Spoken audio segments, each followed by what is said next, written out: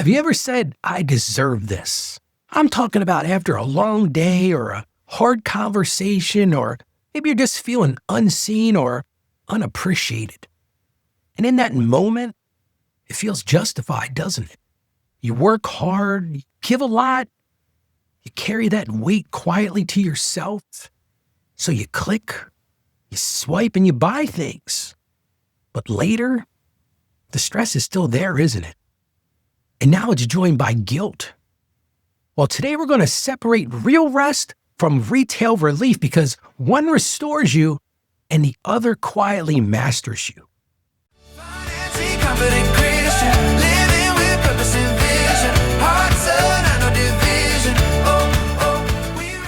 Let's get right into today's question. Ralph, I use I deserve this to justify spending when I'm stressed or overwhelmed. And maybe I do deserve good things. But the truth is, this isn't helping me. It's just creating more anxiety. I know I'm escaping instead of actually dealing with what's heavy. How do I recognize the difference between genuine rest and just medicating with my credit card? I need to break this pattern, but I feel stuck. I like that when this person said, medicating with my credit card, I think about how many times I've done that thing. But the big idea today is, yes, you deserve rest, but not relief that creates regret. So let's start by saying this. Wanting comfort in your life does not make you weak. It just doesn't.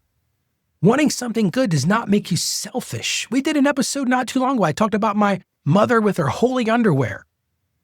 The issue isn't desire. It's about direction. So let's talk about how to find the right direction. Here's what I think you got to do first. Ask yourself one honest question before you spend a dime. Now, this is not an easy question to answer sometimes, but ask yourself this. Am I solving a problem, or am I soothing a feeling? Are you really solving a problem? Is this a problem, something that you need, or are you just feeling down, feeling tired, feeling unappreciated? Because listen, if it's solving a problem, like replacing worn out shoes. I was walking on the treadmill this morning and I noticed my sneakers are starting to get a little worn. Probably time to buy another pair. That makes sense. That's stewardship. But if it's soothing a feeling, if you find, like so many of us, you're doing that late night scrolling, you just happen into Amazon. Oh, I've got to have this. So if you're soothing that feeling of stress or loneliness or anger, just pause right there. Because purchases cannot carry emotional weight. Things that you should be buying shouldn't carry that emotional weight. I don't have any emotion about sneakers for walking on the treadmill. But how do you solve that? You might be saying, okay, that sounds great, Ralph, but when I'm doing that, when I'm in that mode, how do I stop doing this? And I've talked about this on the show before. Create a 24-hour pause rule. I'm not talking about forever, just 24 hours. And listen, if 24 hours doesn't work for you, make it 48 hours. I love to put stuff in the cart and come back to it in a day or two. And then if I still want it, I go back to the cart, I can reconsider. But many times what I find is I don't need that thing anymore. That was just an emotional thing. Funny thing, the other day I did that and I realized I already had what I was looking for. But when you put that pause in there, it fades that urgency. And see, those stress purchases, and that's why it's so easy to do it, those stress purchases thrive on immediacy. But wisdom, true wisdom, thrives in giving yourself some space. Now, sometimes it's not about space. It's about not looking for, trying to figure out what you really want to do for rests. So I'm going to encourage you to create what I call a rest menu. Things that cost little or nothing at all. And when you feel that stress, when that stress hits you like a ton of bricks, your brain needs an alternative. And I want you to do right now, I want you to write down 5 things that restore you. Now, each of these could be different for each of us. But write these things down. And when you're feeling that stress, when you're feeling that anxiety, that loneliness, go to your rest menu. Things like a 20-minute walk. It's a great idea. Clear your mind. Maybe jump in the shower and listen, don't take your phone with you. Does it play well? Electronics in the water? Maybe call a friend. It's a great time to connect with somebody. Hey, call the best friend you got. Go to prayer. Ask the Lord to get you through that tough situation. Get into Scripture. Maybe for you, it's as simple as sitting outside with a cup of coffee that you make at home. Or I love this one. Journal what's really heavy, what's bothering you right now. Because if you can get into real rest, I'm talking about rest that really matters, it's going to lower that anxiety. The problem with impulse spending, it just delays it. And then you go back to it again, but now you feel guilty. Here's another pro tip. Budget intentional enjoyment. It's important that you do this. Because if you never allow yourself anything, you don't have any of those fun things in your budget. Let me tell you right now, from personal experience, you're going to binge and you're going to overspend. So build in a small enjoyment line right in your budget. It doesn't have to be a big number.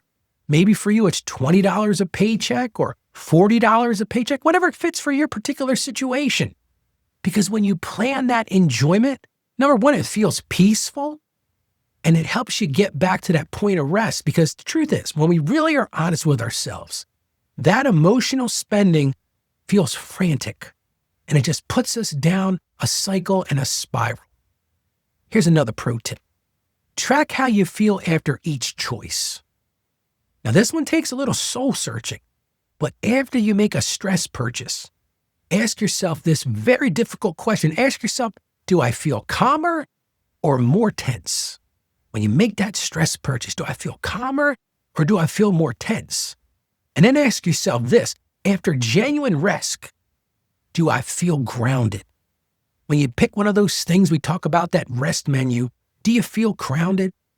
What I have found in my own life, when I look at those patterns, it really reveals the truth in my life. Because in the end, we're not trying to punish ourselves. We're trying to learn what works best for us. Because guess what, friend? You deserve peace, not more payments.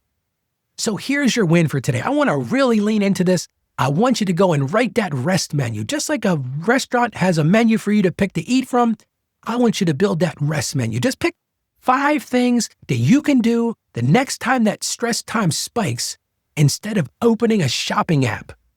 Put it on your phone, put it on the refrigerator, wherever works for you. Keep it visible. Give yourself options before those impulses take over. Well, let's get to today's Bible verse. Comes to us from 1 Corinthians chapter 6, verse 12. And this one just nails our topic today. Again, that's 1 Corinthians chapter 6, verse 12. I have the right to do anything, but not everything is beneficial. I have the right to do anything, but I will not be mastered by anything. See, freedom isn't doing whatever you want. A lot of people say, well, that's ultimate freedom. I can do whatever I want. No, it's refusing to be controlled by what harms us. Let's pray about that right now. Father God, you know the weight we're carrying. You know the stress that we feel before we ever reach for our wallets. Help us right now to pause, Lord. Help us to see the difference between true rest and just a temporary escape. Give us wisdom to build those new habits, Lord, and strength to wait those 24 or 48 hours. And help us to see that peace doesn't come with regret at the end. Remind us all the time that we're not weak and that we're learning discipline every day. And what we know, Lord, is that discipline leads us to freedom.